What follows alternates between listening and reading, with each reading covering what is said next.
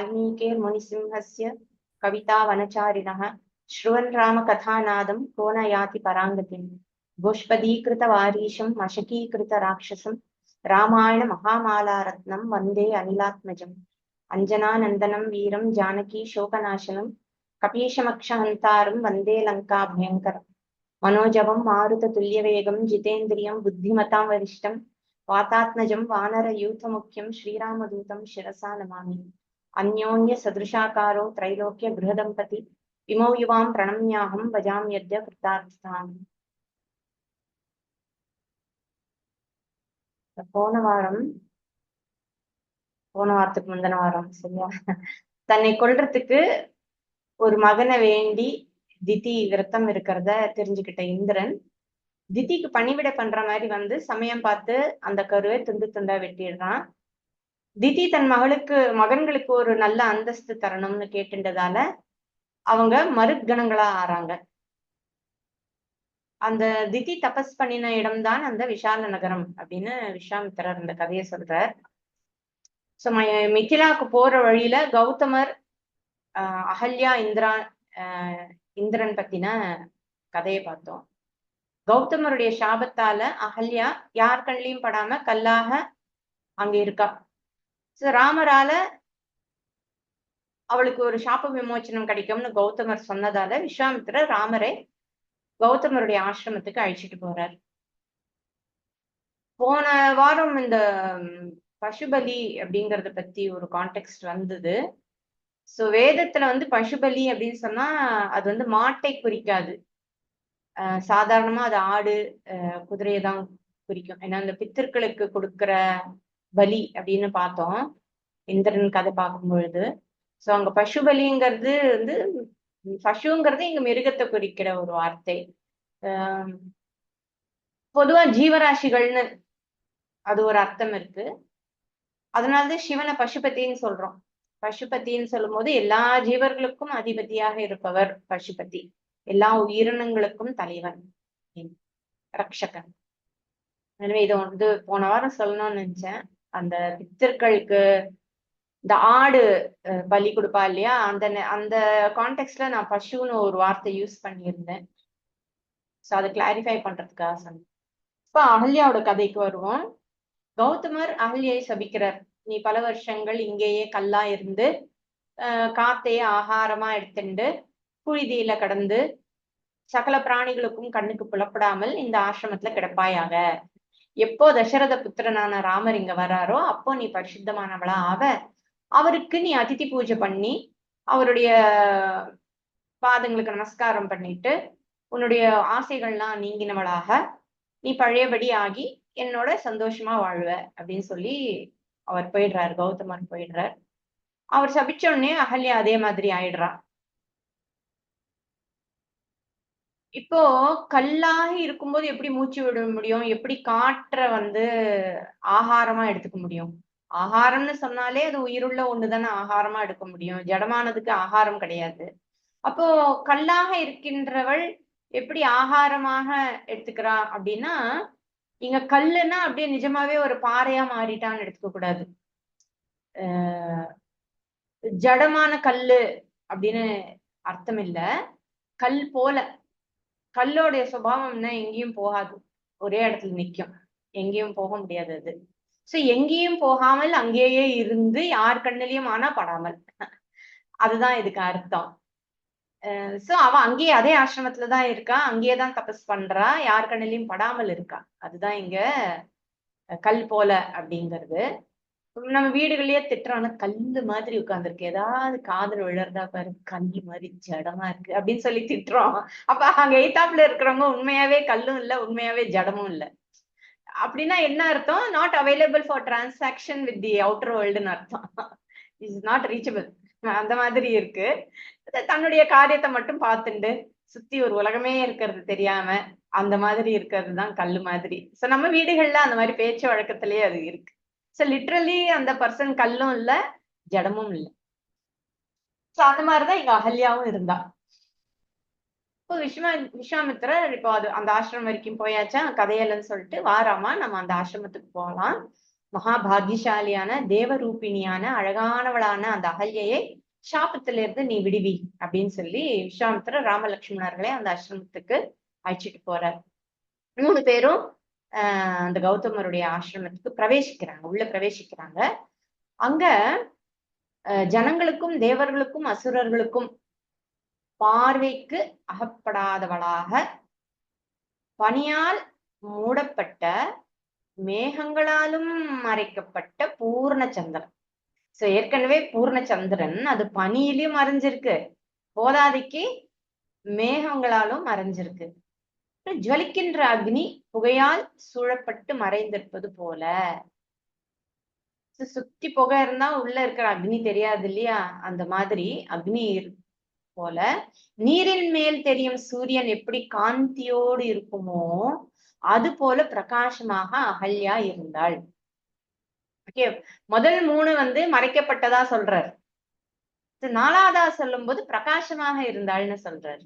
அப்போ என்ன, அவ ஏற்கனவே பிரகாசமா தான் இருக்கா, ஆனா யார் கண்ணுக்கும் படாத பிரகாசமாக இருக்கிறாள் அப்படின்னு புரிய வைக்கிறதுக்காக அப்படி சொல்ற.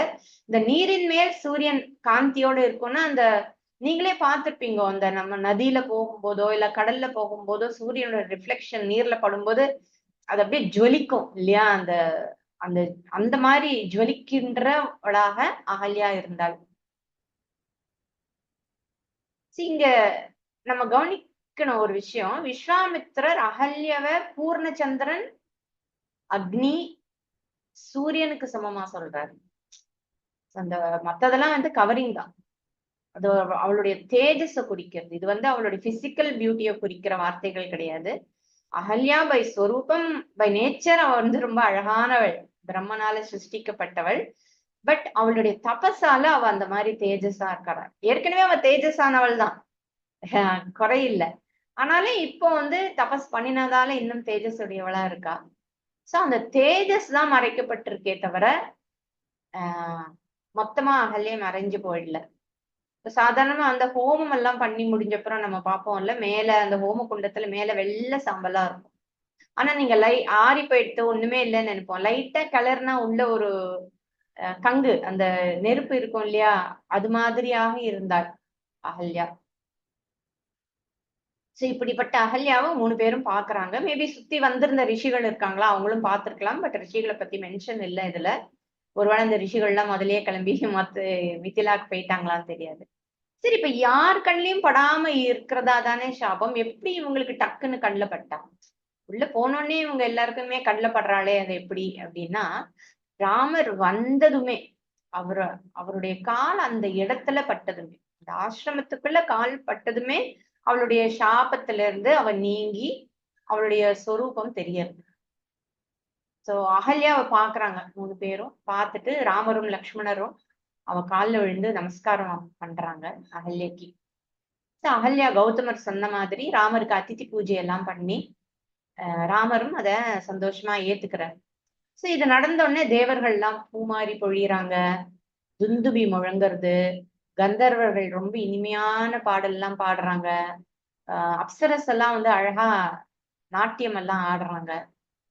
இது நடந்துட்டு இருக்கும் போதே அந்த நேரத்துல கௌதமரும் அங்க வந்துடுறாரு. அந்த சமயத்துல அவரும் ராமருக்கு விதிப்படி பூஜைகள் எல்லாம் பண்ணி சந்தோஷமா அகல்யை ஏத்துக்கிறார்.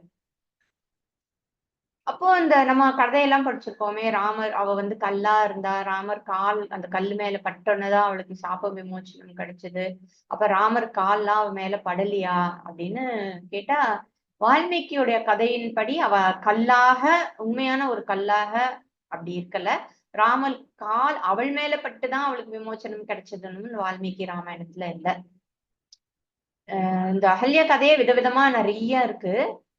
ஒரு சிலர் நிஜமாவே அகல்யா கல்லாக மாறி இருந்ததா சொல்லுவாங்க. ராமருடைய கால் அந்த கல்லு மேல பட்டப்பந்தான் விமோச்சனம் கிடைச்சதுன்னு சொல்றதும் உண்டு. இன்னும் சிலர் இந்த இந்திரன் சம்பந்தப்பட்ட கதையில கூட சிலருக்கு இந்திரன் வந்தது இந்திரன் அகல்யக்கு தெரியாது, அவ கௌதமர்னு தான் நினைச்சுட்டு இருந்தா அப்படின்னு சொல்றதும் உண்டு. அப்ப தெரியாம நடந்த விஷயத்துக்கு எதுக்கு இவர் அகல்யக்கு சாபம் கொடுக்கணும், அது இந்திரனுக்கு மட்டும்தானே அந்த சாபத்தை கொடுக்கணும் அப்படின்னு கேட்டா, அகல்யா பிரம்மனால சிருஷ்டிக்கப்பட்டவள், சாதாரண பெண் இல்ல, அதனால அவளுக்கு தெரியாம இருக்க வாய்ப்பு இல்லை அப்படின்னு கௌதமர் நினைக்கிறார் அப்படின்னு சொல்றதும் உண்டு. இன்னொன்னு என்னன்னா, இப்ப அந்த கதையிலேயே இந்திரன் வெளியில வரான் இல்லையா? கௌதமர் உருவத்துல இருக்கிற இந்திரன் அந்த குட்டியாவை விட்டு வெளியில வரான், கௌதமர் கண்ணுல படுற மாதிரி. இப்ப எதுக்காக இந்திரன் வெளியில வரணும்? இந்திரனுக்கு தான் எந்த நேரத்திலயும் எந்த உருவமும் எடுக்க முடியும், எங்க வேணா தோணலாம், எங்க வேணா மறையலாம். சோ எங்கேயும் தோன்றி எங்கேயும் மறையக்கூடிய அந்த இந்திரன் எதுக்காக அந்த குட்டியாவை விட்டு வெளியில கௌதமர் கண்ணுல படுற மாதிரி வெளியில வரணும்? அப்படியே மறைஞ்சிருக்கலாமே அப்படின்னு ஒரு கேள்வி வரும். காரணம் என்ன? அதை இந்திரனே போன வாரம் சொல்றான் தேவர்கள் கிட்ட. கௌதமர் பல வருஷங்களா தபஸ் பண்ணினது தேவர்களுக்கு ஒரு கலக்கத்தை கொடுக்கறது. அவர் ரொம்ப பவர்ஃபுல் ஆயிடுவாரோ அவருடைய தபஸால, இது அவர் ரொம்ப பவர்ஃபுல் ஆயிட்டாருன்னா நமக்கு அது நல்லது இல்ல அப்படின்னு சொல்லி தேவர்கள் எல்லாம் கலங்குறாங்க. சோ அவருடைய தபஸ கெடுக்கணும்னு தான் அவரை கோபப்பட வைக்கணும்னு பாக்குறாங்க. கோபம் ஒருத்தருடைய தபஸ சீக்கிரமே கெடுக்கும். இதை நம்ம விஸ்வாமித்திரர் கதையிலயும் பார்த்திருக்கோம், இனிமே விஸ்வாமித்திரர் கதையும் வரும். சோ கோபம் ஒருவனுடைய தபஸ கெடுக்கும், அப்படியே உறிஞ்சி எடுத்துரும் ஒரு செகண்ட்ல. சோ அதனால இந்திரன் வேணும்னே அவர் கண்ணுல பட மாதிரி வர்றான். இல்லாட்டி அவருக்கு கோபத்துக்கு ஒரு காரணமே இல்லாமல் போயிடும். இன்னொரு வருஷன் இருக்கு. அந்த வருஷனை இந்திரன் கௌதமர் உருவத்திலேயே வரல, இந்திரனாகவே தான் வந்தான் அப்படின்னு ஒரு வருஷன் இருக்கு. இன்னொரு வருஷன் என்னன்னா, இந்திரன் ஒரு நாள் தன்னுடைய ஆசையை அகல்யா கிட்ட வெளிப்படுத்துறான். சொல்லறான். அகல்யா அவனை துரத்தி அடிச்சிடுறான், போ அப்படின்னு சொல்லி, போடா அப்படின்னு விரட்டிடுறான். அது மட்டும் இல்லாம கௌதமர் வரும்பொழுது இந்திரன் இந்த மாதிரி என்ன அப்ரோச் பண்ணினாங்கிற விஷயத்தையும் அகல்யா ஓப்பனாவே கௌதமர் கிட்ட சொல்றா. அதனால்தான் இந்திரன் அடுத்த தடவை வரும்போது கௌதமர் உருவத்திலேயே வந்ததாகவும் ஒரு வருஷன் இருக்கு. இன்னொரு கதை இந்திரன் சேவல் ரூபத்துல கொக்கரக்கோன்னு கூவி விடிஞ்சிடுச்சுன்னு சொல்லி கௌதமர் தவறாக நினைச்சு அவர் குளிக்க போயிடுறார், ஸ்நானத்துக்கு ஆத்தங்கரைக்கு போயிடுறார். அந்த நேரத்துல இந்திரன் உள்ள வரான் அப்படின்னு இந்த மாதிரி எல்லாம் கூட இருக்கு. இப்படிதான் அகலியை பத்தினா வேற வேற புராணத்துல வேற வேற மாதிரியான கதை இருக்கு. கதையில வித்தியாசம் இருந்தாலும் சாபத்துல வித்தியாசம் இல்லை. ஒரே மாதிரியான சாபத்திலையும் கொஞ்சம் வித்தியாசம் இருக்கு. பட் ராமர் தான் அவளுக்கு சாப விமோச்சனம் கொடுக்கணும் அப்படிங்கிறது இருக்கு. அப்புறம் கௌதமர் எப்படி கரெக்டா அந்த டயத்துக்கு வந்தார் அப்படின்னா, ஞான திருஷ்டியில அவருக்கு தெரிஞ்சிருக்கும். ஏன்னா சாபம் கொடுக்கும்போது ராமர் வருவார்னு சொன்னவருக்கு ராமர் எப்போ வருவார்னு தெரிஞ்சிருக்க வாய்ப்பு இருக்கு. ஏன்னா இந்த சாபம் கொடுத்தது ராமர் பிறக்கிறதுக்கு முன்னாடியே கொடுத்த சாபம் தான். அப்போ ராமாவதாரம் ஏற்பட போறது, ராமர் வரப்போறாருங்கிறது தெரிஞ்சுதான் இந்த மாதிரியான ஒரு சாபம் கொடுத்திருக்கார். சோ எப்படி வருவார், எப்போ வருவார் அப்படிங்கறதெல்லாம் கௌதமருக்கு தெரிஞ்சிருக்கு அப்படின்னு நம்ம புரிஞ்சுக்கணும். ஏன்னா விஸ்வாமித்திரருக்கும் தெரிஞ்சிருக்கேன் இந்த கதை, இந்த சாபம் எல்லாம் விஸ்வாமித்திரருக்கும் தெரிஞ்சிருக்கு, சாபமும் தெரிஞ்சிருக்கு, சாப விமோச்சனமும் தெரிஞ்சிருக்கு. கரெக்டா ராமர் அந்த இடத்துக்கும் அழிச்சுன்னு போறார். இன்ஃபேக்ட் பகவானுடைய அவதாரம் பத்தி நிறைய ரிஷிகளுக்கு தெரிஞ்சிருக்கு. எல்லாருமே ராமரோட தரிசனம் பண்ணணும் தான் காத்துட்டு இருக்காங்க. ஒவ்வொருத்தரும் ஒவ்வொரு விதமான தபஸ் எல்லாம் பண்ணிட்டு வெயிட் பண்ணிட்டு இருக்காங்க. சரி, இப்ப கௌதமரும் அகல்யாவும் ஒன்னா சேர்ந்துட்டாங்க. அப்புறம் என்னாச்சு? அப்புறம் அடுத்து 3 பேரும் ஜனகருடைய யாகசாலைக்கு போறாங்க. ஏன்னா இது மிथिलाவுக்கு ஜஸ்ட் முன்னாடி இருக்கிற ஒரு இடமா தான் வால்மீகி ராமாயணத்துல சொல்லியிருக்கு. சோ இத கடந்து எல்லாரும் ஜனகருடைய ராஜ்யத்துக்கு யாகசாலைக்கு போறாங்க. அதான் மிथिला உள்ள போயாச்சு. சோ யாகசாலைக்கு போறாங்க. ராமர் அந்த யாகசாலையை பாக்குறார். அது பிரம்மாண்டமா இருக்கு. நிறைய ஜனக்கூட்டம், எல்லா விதமான ஏற்பாடுகளும் அங்க பண்ணிருக்கு. அந்த இடமே ஜே ஜே ஜே ஜே ஜேன்னு இருக்கு. அது பிரம்மத்தோட அப்படியே சுத்தி பாக்குறார் ராமர். சுத்தி பார்த்துட்டே விஸ்வாமித்திரர் கிட்ட, முனிசிரேஷ்டரே, ஜனகருடைய யாக ஏற்பாடெல்லாம் ரொம்ப பிரமாதமா இருக்குல்ல அப்படிங்கிறார். அங்க வேத அத்தியனம் பண்ணின பிராமணர்கள், சிரேஷ்டமான பிராமணர்கள், உத்தமமான வேதமறிந்த பிராமணர்கள் பல தேசங்கள்ல இருந்து ஆயிரக்கணக்குல வந்திருக்காங்க. ரிஷிகளுடைய பர்ணசாலைகள், நிறைய ரிஷிகள்லாம் இன்வைட் பண்ணதால அவங்களுக்கு இந்த பர்ணசாலைகள்லாம் இருக்கும். பர்ணசாலைன்னா குடிசை மாதிரியான ஏற்பாடுகள் அவங்க தங்கறதுக்கு. அந்த பர்ணசாலைகளை சுத்தி நிறைய வண்டிகள், அங்கங்க அந்த வண்டிகள் நிறைய சாமான்கள், இதெல்லாம் ராமர் பாக்குறாரு. பார்த்துட்டு சரி நம்ம எங்க தங்க போறோம் அப்படின்னு கேக்குறாரு.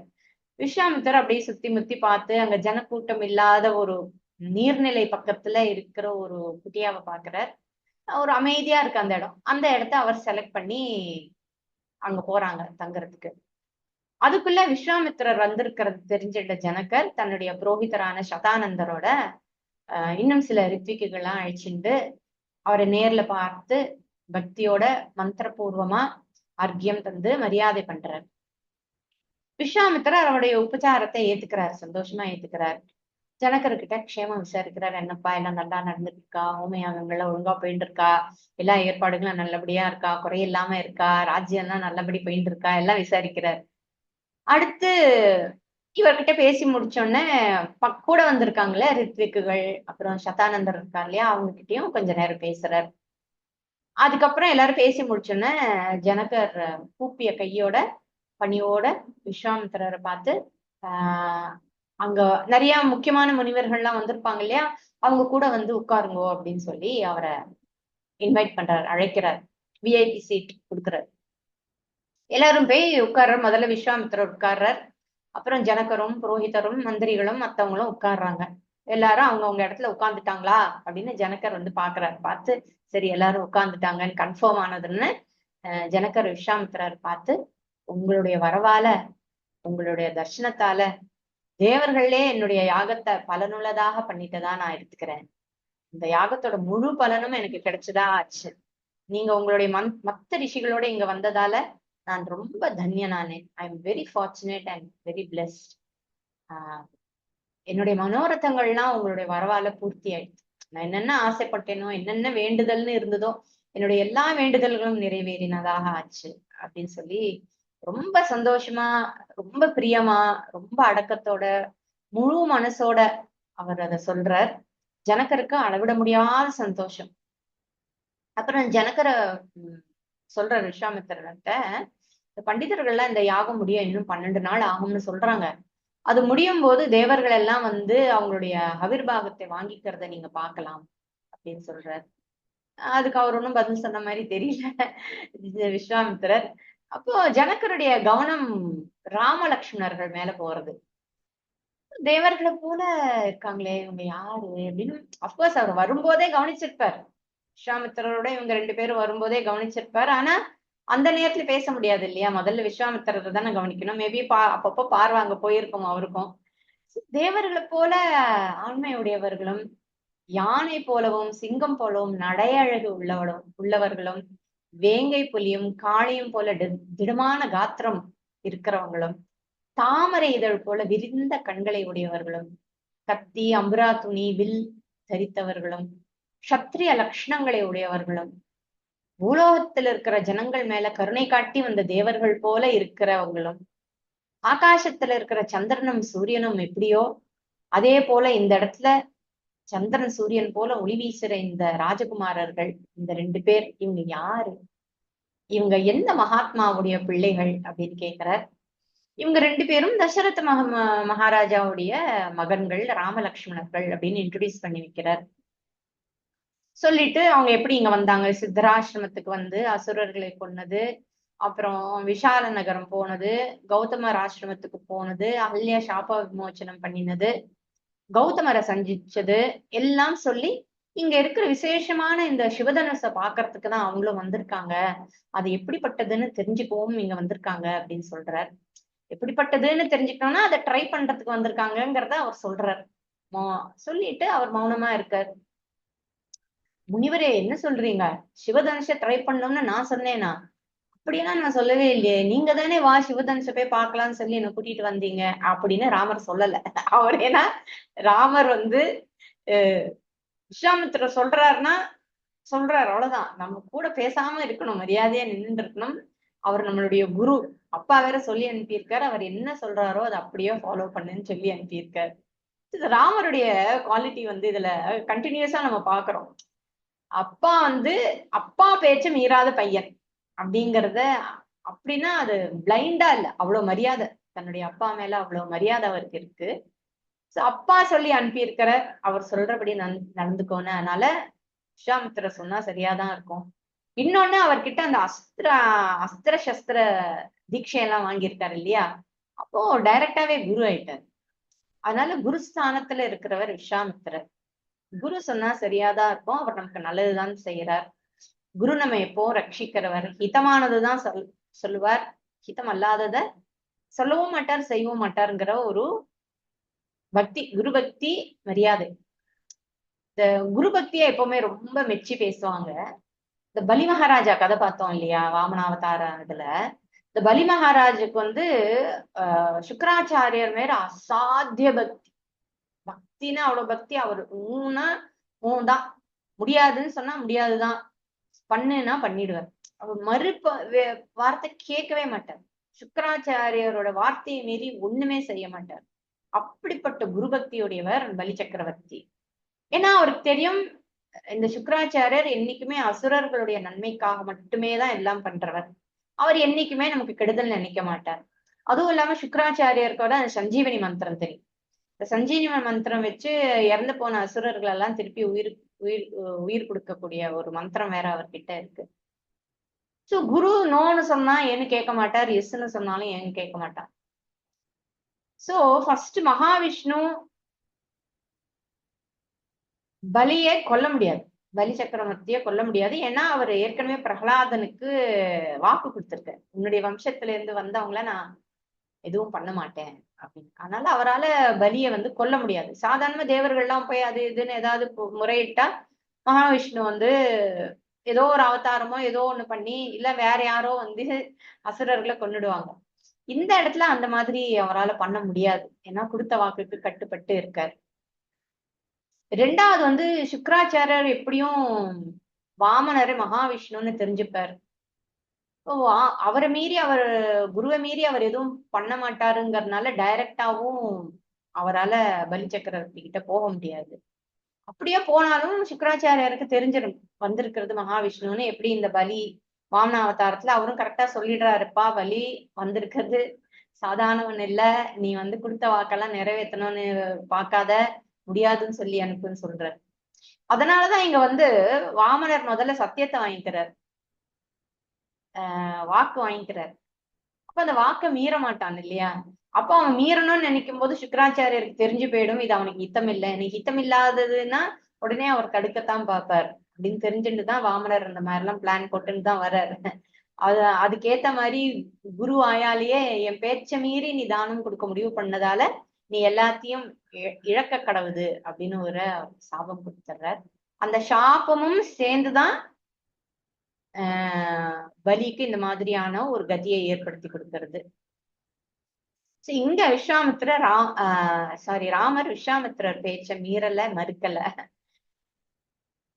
பக்கத்திலேயே அந்த சதானந்தர் இருந்தாரு இல்லையா, சதானந்தர்ங்கிறது மகாவிஷ்ணுடைய நாமத்துல ஒண்ணு. சதானந்தர் இல்ல, சதானா 100. அதாவது பலவிதமான ஆனந்தங்களுக்கு மூல காரணமாக இருப்பவர் விஷ்ணு. ஆனந்த ஸ்வரூபம்னு வச்சுக்கணும்.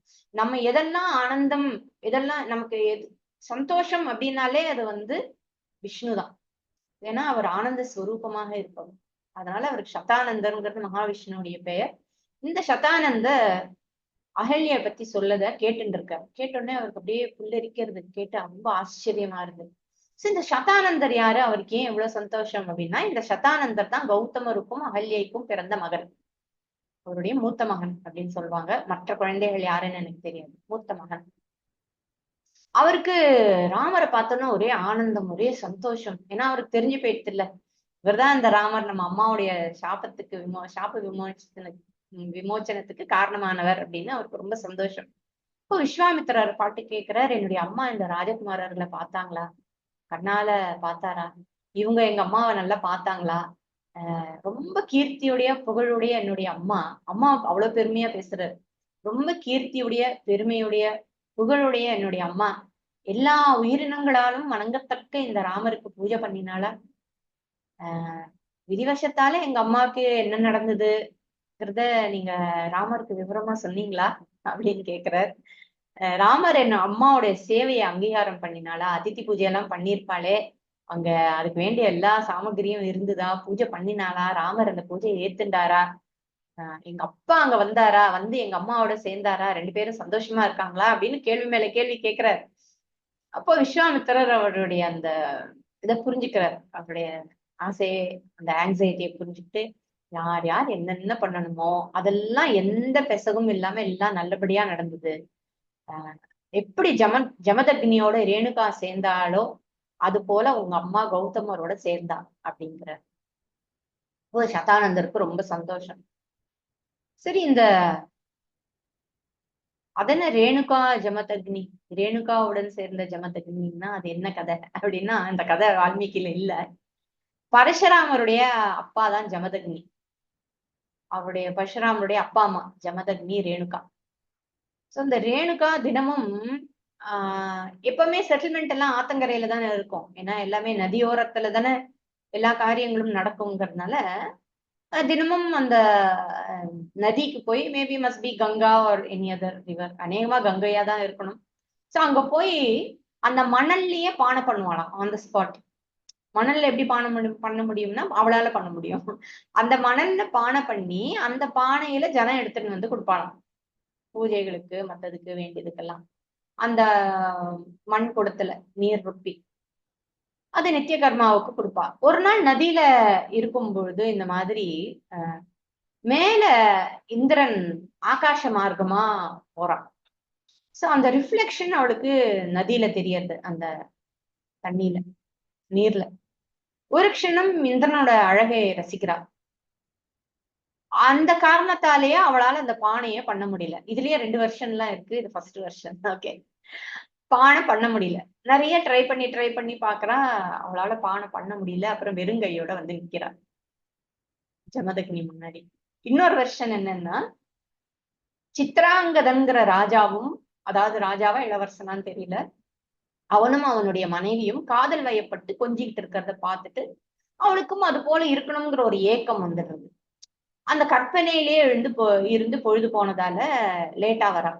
சோ இது ரெண்டுமே ஆக மொத்தம் வெறுங்கையோட வரா. அதுதான் இங்க மேட்டர். ஜமதக்னி முன்னால வந்து நிக்கிறா. ஜமதக்னிக்கு என்ன நடந்ததுன்னு புரிஞ்சு போயிடுது. அவ வந்து தயங்கி வெறுங்கையோட வந்து நிக்கும் பொழுது புரிஞ்சு போயிடுறது. உடனே அவருடைய மூத்த மகனை கூப்பிட்டு, உன் அம்மா வந்து இந்த மாதிரி பண்ணிட்டா, ஆஹ் களங்கம் ஆயிடுத்து, நீ தலைய விட்டு அப்படின்னு சொல்லி கையில கோடாரிய கொடுக்குற. அவன் என்ன சொல்றான், ஐயோ இதெல்லாம் மகா பாவம், என்னால பண்ண முடியாது அப்படிங்கிறான்.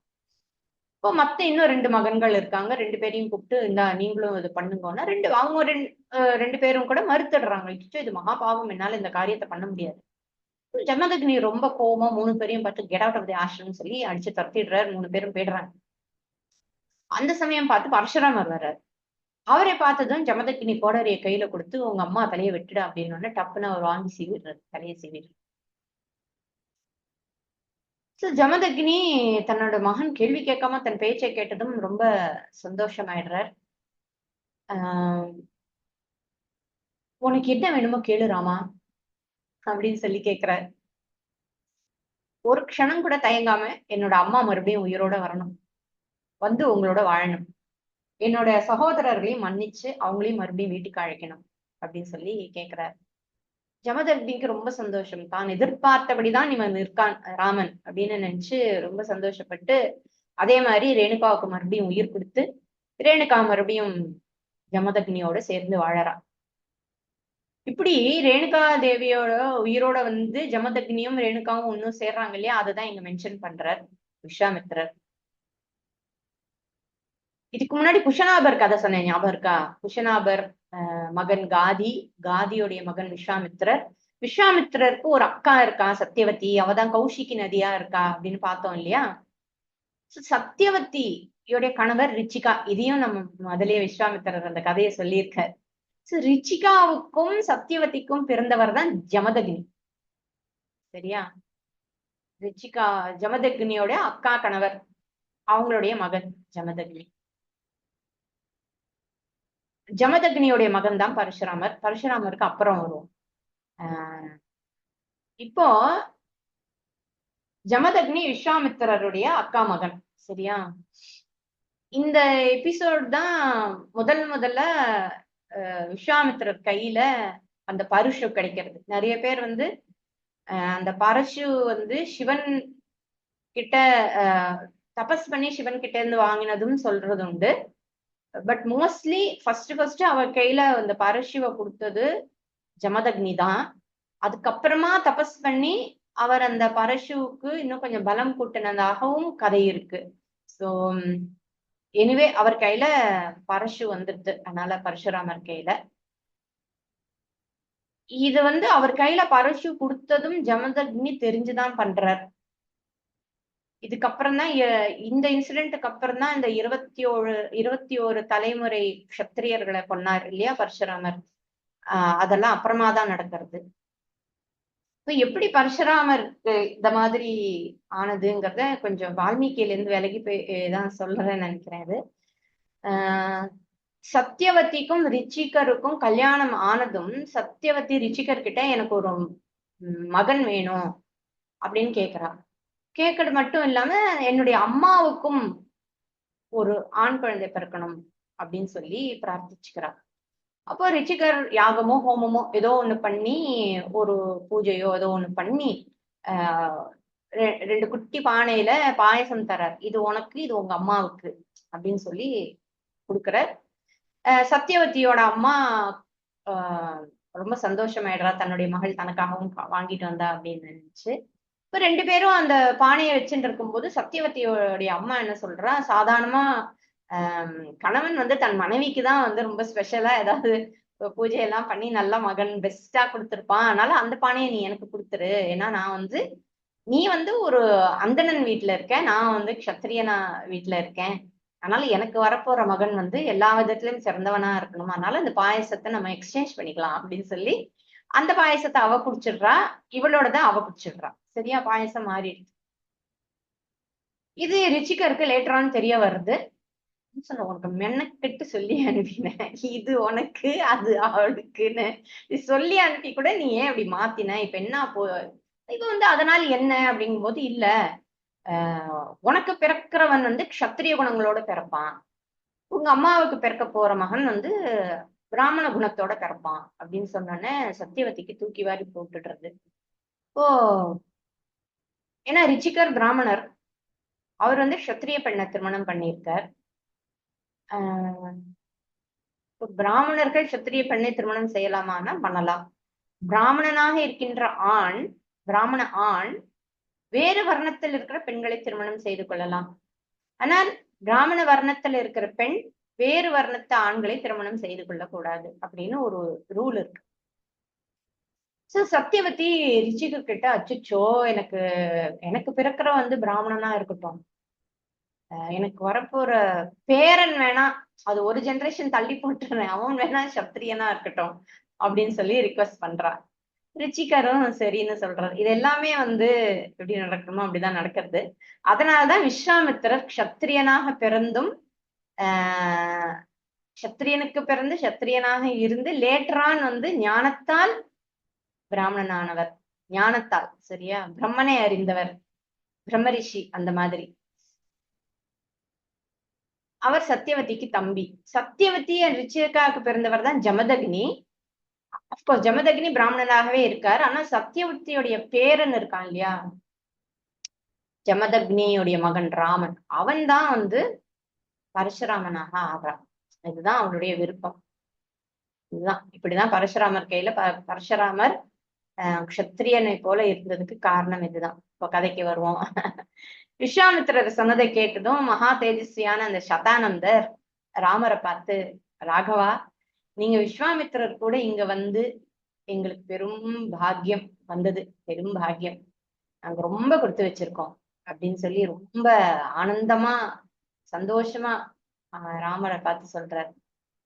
விஸ்வாமித்திரர் கூட வந்திருக்கீங்க, அந்த விஸ்வாமித்திரர் தவத்தால பிரம்மரிஷி, மகா தேஜஸ்வி, நம்மளால நினைச்சு கூட பார்க்க முடியாத காரியங்கள் எல்லாம் செய்யக்கூடியவர் இந்த விஸ்வாமித்திரர்.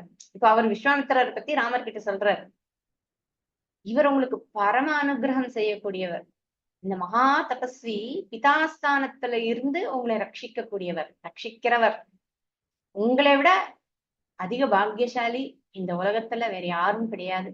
ஏன்னா விஸ்வாமித்திரரே உங்க கூட இருக்கார். விஸ்வாமித்திரருடைய சக்தி எப்பேற்பட்டதுன்னு நான் சொல்றேன் கேளுங்க அப்படின்னு சொல்லிட்டு இப்ப விஸ்வாமித்திரரை பத்தி பேசுறாரு. பிரம்மாவினுடைய மகனான குஷன் ராஜாவா இருக்கார். அந்த குஷருடைய மகன் குஷநாபர். அவர் மகா தர்மசீலர், பலசாலியும் கூட. அந்த குஷநாபருடைய மகன் காதி. அவர் 3 லோகத்திலையும் பிரசித்தியானவர். அந்த காதியுடன் மகன்தான் விஸ்வாமித்திரர். இவர் ராஜாவாக இருந்து ஆட்சி பண்ணிட்டு இருந்தார். பல வருஷங்கள் ஆட்சி பண்ணினார். ஒரு சமயம் இவர் 21,870 ரதங்கள், சரியா, குதிரைகள் பூட்டிய ரதங்கள், 21,870, 21,870 யானைகள். என்ன விஷுவலைஸ் பண்ணி பாருங்க, ஒரு நம்பர்லாம் கற்பனைக்குள்ள மண்டைக்குள்ள நிக்காது. 65,610 குதிரைகள், 1,09,350 காலாட்படைகளை கொண்டு இந்த உலகத்தை சுத்தி வந்தார். இது எப்படி இந்த கால்குலேஷன் எல்லாம் கரெக்டா சொல்றாங்கன்னா, அவங்களுக்கு வந்து ஒவ்வொரு யூனிட் மெஷர்மெண்ட் தெரியும் இல்லையா. இதுதான் அதிரதா, இது மகாரதன் அப்படின்லாம் கணக்கு வச்சிருப்பாங்க.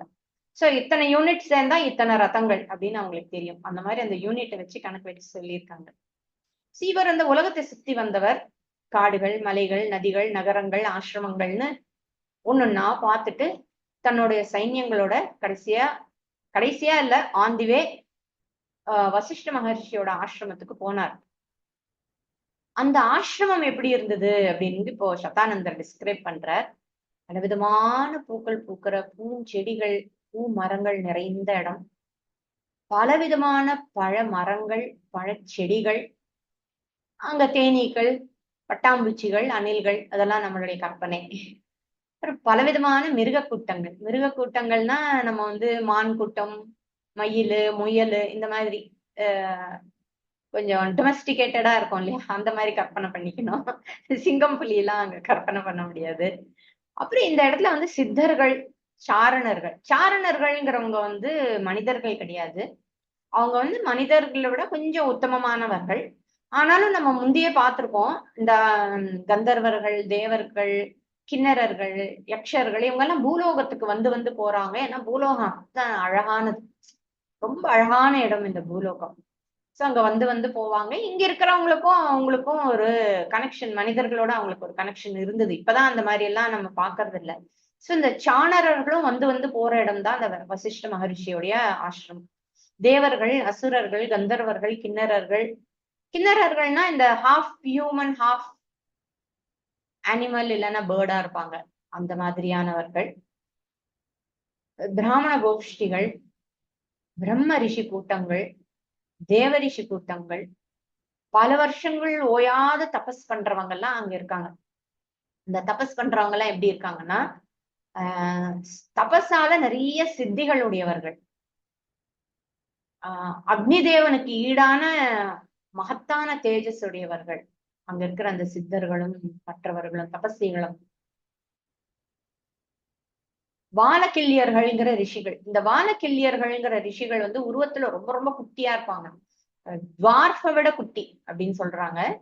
அந்த மாதிரியான ஒரு உருவமுடைய ரிஷிகள். வைகானசர்கள் முனிவர்கள், இவங்க வைகானசர்கள்ங்கிறது விஷ்ணுவை வழிபடுறவங்க. அப்புறம் நீர் மட்டும் உணவாக உண்ணும் ரிஷிகள், காற்றை மட்டும் உணவாக எடுத்துக்கொள்ளும் ரிஷிகள், சரகுகளை உணவாக எடுக்கிறவங்க. சரகுன்னு அதுக்காக எல்லா மரத்துல இருந்து விழுற சரகுன்னு எடுத்துக்க முடியாது, மேபி பர்டிகுலர் மரங்கள் அதுக்காக இருந்திருக்கும், அதுல இருந்து வந்த இலைகளை மட்டும் சாப்பிடுபவர்கள். பழங்களையும் கிழங்குகளையும் மட்டும் சாப்பிடுறவங்க. இவங்கெல்லாம் எப்படிப்பட்டவங்க அப்படின்னா, மன அடக்கம் உள்ளவங்க, கோபத்தை அடக்கினவங்க, புலன்களை ஜெயிச்சவங்க, ஜபம் ஹோமம் பண்றதுல ஊக்கம் உள்ளவங்க. இப்படிப்பட்டவர்கள் இத்தனை பேர் இங்க வந்து போறவங்க அங்கேயும் இருக்காங்க. வந்து போறவங்கன்னா ஒரு செட்டு வரும், இன்னொரு செட்டு இருக்கும், இன்னொரு செட்டு வந்துட்டு இன்னொரு செட்டு போகும், அந்த மாதிரி எல்லா நேரத்திலயும் யாராவது அங்க இருந்துட்டே இருக்காங்க. இப்படி வசிஷ்டருடைய ஆசிரமம் பிரம்மலோகம் போல இருக்கிறத பாக்குறார் நம்மளுடைய கௌஷிகர். மகாசக்தி வாய்ந்தவர்னு எல்லாராலும் புகழ்படுற அந்த கௌஷிகர் இருக்காரே, மகா தேஜஸ்வியான அந்த வசிஷ்டரை பாக்குறார். அது அவருக்கு ரொம்ப சந்தோஷமா இருக்கு. சரி, இத்தனை சைனியங்களையும் எடுத்துட்டு எப்படி அந்த ஆசிரமத்துக்கு போனாங்கன்னா, சாதாரண சைனியங்கள் எல்லாம் வெளியில நிறுத்தி வச்சுட்டு தான் ஆசிரமத்துக்கு போவாங்க. சோ அவர் அதெல்லாம் கொஞ்சம் தள்ளி நிறுத்தி வச்சுட்டு அவர் ஆசிரமத்துக்கு போறார். போய் கௌஷிகர், நம்ம விஸ்வாமித்திரர் வசிஷ்ட மகரிஷிக்கு சாஷ்டாங்கமா நமஸ்காரம் பண்றார். வசிஷ்டர் ராஜாவை பார்த்துட்டு, உங்களுடைய வரவால நான் ரொம்பவும் சந்தோஷம் அடைகிறேன் அப்படின்னு சொல்லி அவருக்கு உட்காரத்துக்கு ஒரு ஆசனம் ஏற்பாடு பண்ணி தரார். கௌஷிகரும் உட்கார்றார்.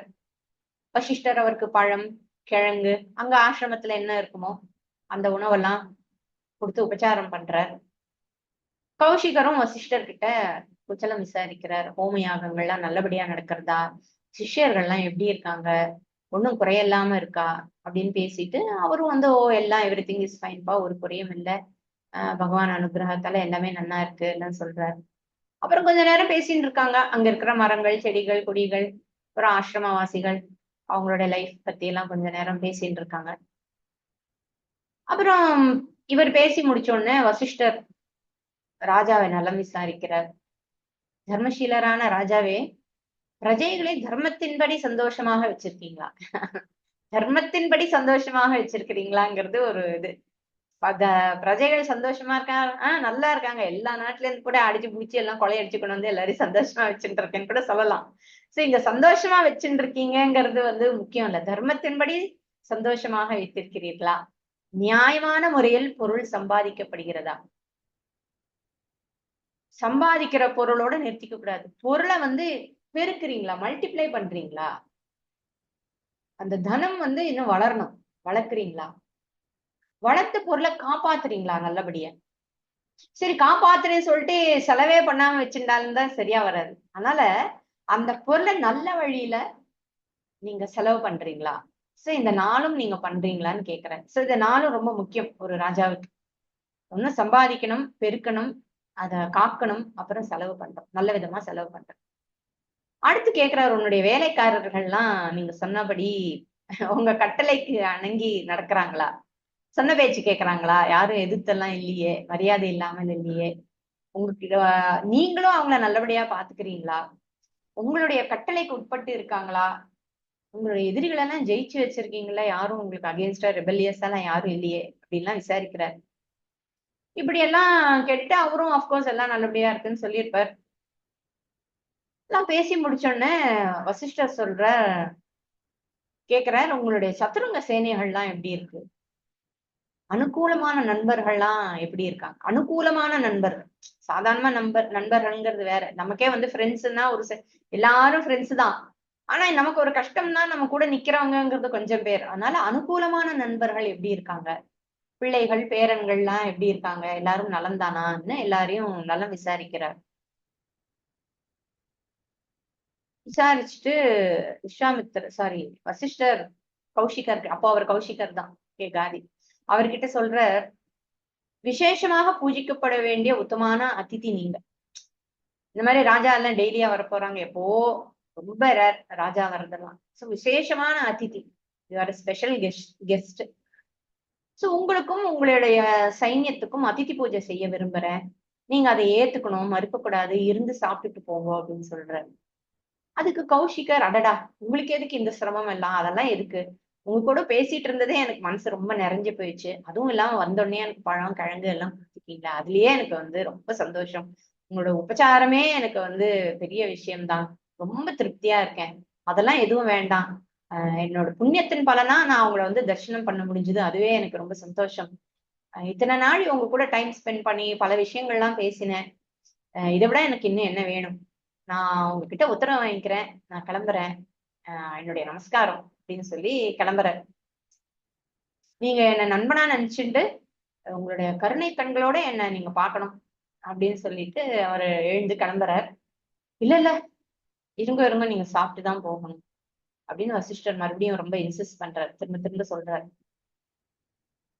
திரும்ப திரும்ப சொன்னோன்னா கௌஷிகரும், சரி அப்படியே ஆகட்டும், உங்க விருப்பப்படியே நாங்க இங்க இருந்து சாப்பிட்டுட்டு போறோம் அப்படின்னு சொல்றாரு. வசிஷ்டருக்கு ரொம்ப சந்தோஷம் ஆயிடுறது. உடனே அவர் தன்னுடைய காமதேனு இருக்கு இல்லையா, சுரபி, அந்த பசுக்கு வந்து காமதேனுங்கிறது கேட்பதெல்லாம் கொடுக்கும் பசு. காம அப்படின்னா விரும்புவதை எல்லாம் கொடுக்கின்ற பசு காமதேனு. சோ அது வந்து ஜெனரல் வேர்டு தான். ஆனா அந்த பசுவுக்கு சுரபினும் பேர் இருக்கு, சபலானும் பேர் இருக்கு. நம்ம சுரபின்னு வச்சுப்போமேங்க.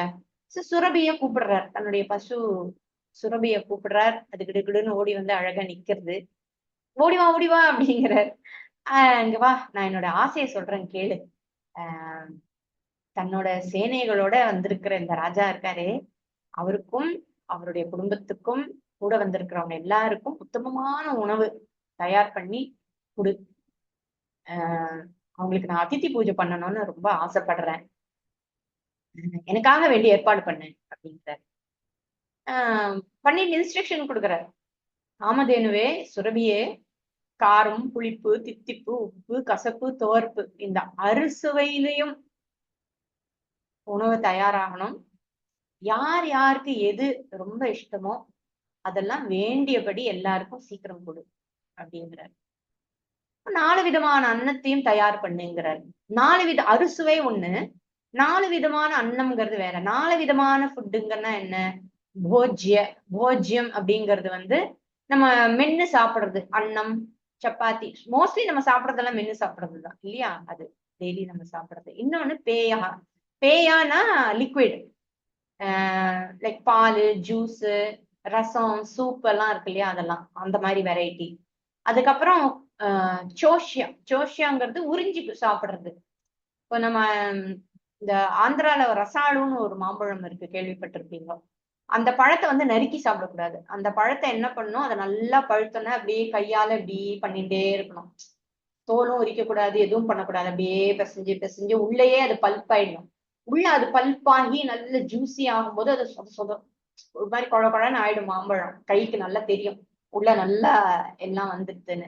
அப்போ அதோட மூக்கை லைட்டா எடுத்துட்டு அப்படியே சக் பண்ணி குடிக்கணும் அந்த ஜூஸ. அது வந்து ரசாளு மாம்பழம். சோ அந்த மாதிரி சக் பண்ணி குடிக்கிறது, உறிஞ்சி குடிக்கிறது. இன்னொன்னு வந்து லேகியம். லேகியம்ங்கிறத நக்கி சாப்பிடுறது, தேன் மாதிரி, பாயசம் மாதிரி இருக்கிற விஷயங்கள்லாம். சோ இந்த மாதிரி அறுசுவையும் இருக்கணும், இந்த 4 விதமான போஜனமும் இருக்கணும். வசிஷ்டர் சொன்னதை கேட்ட சுரபி கரும்பு ரசங்கள், தேன் வகைகள், பொரி, பழ வகைகள், பழ ரசங்கள் எல்லாம் ப்ரொடியூஸ் பண்றது. அதுகிட்ட இருந்து வந்துட்டே இருக்கு. குவியல் குவியலா சுட சுட அன்னம் நல்லா சமைக்கப்பட்டது. பிளெயின் ரைஸ் ஒண்ணு, வெரைட்டி ரைஸ் வேற, சித்திரானங்கள் வருது, காய் வகைகள், குழம்பு வகைகள், ரச வகைகள், இனிப்பு வகைகள்னு எல்லாமே அறுசுவை உணவுகளும் கொடுக்கறது அந்த சுரபி. வந்திருந்த எல்லாருக்கும் ஒரே சந்தோஷம், செம்ம விருந்துடா, அடேங்கப்பா அப்படின்னு. சாப்பாடு வேற நல்ல ருசியா இருக்கா, கேட்டதெல்லாம் வேற கிடைக்கிறது, திரும்ப திரும்ப கிடைக்கிறது, எவ்வளவு வேணுமா கிடைக்கிறது. எல்லாருமே ரொம்ப திருப்தியா சாப்பிட்டு சந்தோஷப்பட்டாங்க. நல்லா ருசிச்சு அனுபவிச்சு இந்த மாதிரி ஒரு சாப்பாடு சாப்பிட்டதே இல்லைன்னு சந்தோஷப்பட்டு சாப்பிடுறாங்க. ஒரு வழியா விருந்து முடியறது. அப்புறம் கௌஷிகர் நம்ம வசிஷ்டரை பார்த்து, சுவாமி, எங்களால நீங்க பூஜிக்கப்பட வேண்டியவர், நீங்க என்னடான்னா எங்களுக்கு இப்படி ஸ்ரத்தையோட அன்பா அருமையான ஒரு விருந்து வச்சு கொடுத்துருக்கீங்க, கௌரவப்படுத்தி இருக்கீங்க. ஒரே ஒரு சின்ன பிரார்த்தனை கிளம்புறதுக்கு முன்னாடி, ஆஹ் நான் உங்களுக்கு பல லட்ச பசுக்கள் கொடுக்குறேன், இந்த சுரபிய எனக்கு கொடுத்துருங்க அப்படிங்கிறாரு. இந்த மாதிரியான உத்தமமான விஷயங்கள் ஒரு ராஜா கிட்ட இருக்கணுங்கிறதுதானே ராஜதர்மம். சோ என்கிட்ட இருந்தா இன்னும் பெனிஃபிஷியலா இருக்கும் உங்ககிட்ட இருக்கிறத விட. என்கிட்ட இருக்கிறது தானே நியாயம். அதனால இந்த பசுவை நீங்க எனக்கு கொடுங்க அப்படிங்கிறார். இப்போ வசிஷ்டர் சொல்றாரு, ஏ ராஜன், நீ லட்சக்கணக்குல பசுக்கள் கொடுத்தாலும் சரி, கோடிக்கணக்குல பசுக்கள் கொடுத்தாலும் சரி, வெள்ளி குவியலும் தங்க குவியலும் கொடுத்தாலும் சரி, நான் காமதேனுவே உனக்கு கொடுக்க மாட்டேன். ஒரு அறிஞனுக்கு புகழ்தான் எல்லாம். அது போல இந்த காமதேனு தான் எனக்கு எல்லாமே. சரி, என்கிட்ட இருந்து அவளை பிரிக்கிறதுங்கிறது சாத்தியம் இல்லப்பா. என்னுடைய தேவ காரியம், பித்திரு காரியம், பூதபலி, தர்ஷபூர்ணமாச கிரியா, இந்த மாதிரியான காரியங்களுக்கெல்லாம் எனக்கு காமதேனு வேண்டி இருக்குப்பா. என்னோட அக்னிஹோத்திரத்துக்கும் வேணும், காலையில சாயந்தரம் பண்ண வேண்டிய காரியங்கள்லாம் இருக்கு. சோ இந்த சபலை எனக்கு ரொம்ப முக்கியமானவள், இந்த சுரபி. அதனால இந்த காமதேனுவை நான் உனக்கு கொடுக்க மாட்டேன் அப்படிங்கிறார். கௌஷிகர் விடல. கேட்டோன்னா யார் கொடுப்பாரா, கொஞ்சம் அப்படி கன்வின்ஸ் பண்ணி பார்ப்போம்னு நெகோசியேஷனை கொஞ்சம் கண்டினியூ பண்றாரு, இன்னும் கொஞ்சம் நெகோசியேட் பண்றாரு. நான் உங்களுக்கு 14,000 நல்ல ஜாதி ஆணைகள் தரேன். அப்புறம் அந்த யானைகளுக்கு இடுப்புக்கும் கழுத்துக்கும் தங்க சங்கில் தரேன். அங்குஷமும் எல்லா யானைக்கும் ஒவ்வொரு அங்குஷம் தரேன். தங்கத்தால ஆன அங்குஷம் தரேன். 4 வெள்ளை குதிரை பூட்டின 800 தங்க ரதங்கள் தரேன். சரியா? அந்த ரதங்கள் ஒன்னொன்னுலயும் தங்க கிண்கிணிகள் கட்டித்தரேன். சிங் சிங் சிங் சிங் சிங் சிங்னு சத்தம் கேட்கும். அதெல்லாம் கட்டித்தரேன். தங்கத்தாலேயே ரத்னத்தாலேயே பண்ணித்தரேன். 1 கோடி இளம் பசுக்கள், யங் கவுஸ் இருக்கு இல்லையா, பசு, அது தரேன். அதுவும் வேற வேற கலர்ல தரேன். எல்லாம் வெள்ளையாதான் இருக்கணும்னு இல்ல. ப்ரௌன்ல தரேன், எல்லோல தரேன், பிளாக்ல தரேன். நீங்க என்னென்ன கலர் கேட்கறீங்களோ எல்லா கலர்லயும் தரேன். உங்களுக்கு நிறைய தங்க ஆபரணங்கள் தரேன். ஆபரணம் வேண்டாமா, கோல்டா தரேன். எவ்வளவு வேணுமோ எடுத்துக்கோங்க, ரத்னங்கள் தரேன். ஷபலாவே எனக்கு கொடுத்துருங்கோ அப்படின்னு கேக்குறாரு. இல்லப்பா, நான் காமதேனுவை தரமாட்டேன். இந்த காமதேனு தான் என்னுடைய ரத்னம், இதுவேதான் என்னுடைய செல்வம், இதுவேதான் என்னுடைய உயிர். என்னுடைய சகல அனுஷ்டானங்களுக்கும் இவளுடைய ஆதாரமா வச்சுதான் எல்லாமே நடந்துட்டு இருக்கு. அதுல சந்தேகமே இல்லப்பா. எதுக்காக இவ்வளவு எல்லாம் சொல்லிட்டு இருக்க? There is no room for negotiation here. நான் காமதேனுவே உனக்கு தரமாட்டேன் அப்படின்னு சொல்லி ரொம்ப திட்டவட்டமா சொல்லிடுறாரு. இந்த மாதிரி அவர் சொன்னோன்னு கௌஷிக்கு ரொம்ப கோபம் ஆயிடுச்சு. உடனே தன்னுடைய ஆட்களை வச்சு நீ காமதேனுவை இழுத்துடுவான்னு சொல்றாரு. எல்லாரும் போய் காமதேனுவை தரன்னு இழுத்துன்னு பண்றாங்க. அந்த பசு கதறது. இப்படி என்னை ஈவ இறக்கம் இல்லாம என்னை தரன்னு இழுத்துன்னு போறாங்களே, நீங்க மகா தபஸ்வியாச்சே, என்னை இப்படி இழுத்துட்டு போறது பார்த்துட்டு பேசாம இருக்கீங்களே அப்படின்னு ஒரே துக்கத்திலையும் சோகத்திலையும் அது அழறது. கொஞ்சம் கூட இவங்களுக்கு எல்லாம் ஈவு இறக்கம் இல்லாம இப்படி என்னை துன்புறுத்தி இழுத்துட்டு போறாங்க. அப்படி நான் என்ன உங்களுக்கு கஷ்டத்தை கொடுத்துட்டு இருக்கேன்? வசிஷ்டரை கேக்குறேன். அப்படி நான் என்ன அபச்சாரம் பண்ணிட்டேன்? இப்படி என்னை கைவிட்டுட்டேல இவங்க எல்லாம் என்ன இப்படி தரன்னு இழுத்துன்னு போகும்போது அப்படின்னு சொல்லி அது கதறது. அப்படியே பெருமூச்சு விடுறது, கண்ணுல தாரதாரியா தண்ணி வருது. தன்னுடைய சக்தியை வச்சு எப்படியாவது இவங்க கிட்ட இருந்து தப்பிக்கணும்னு பாக்குறது, என்னென்னமோ பண்ணி பாக்குறது. அதால அவங்க கிட்ட இருந்து விடுவிக்க முடியல அதால.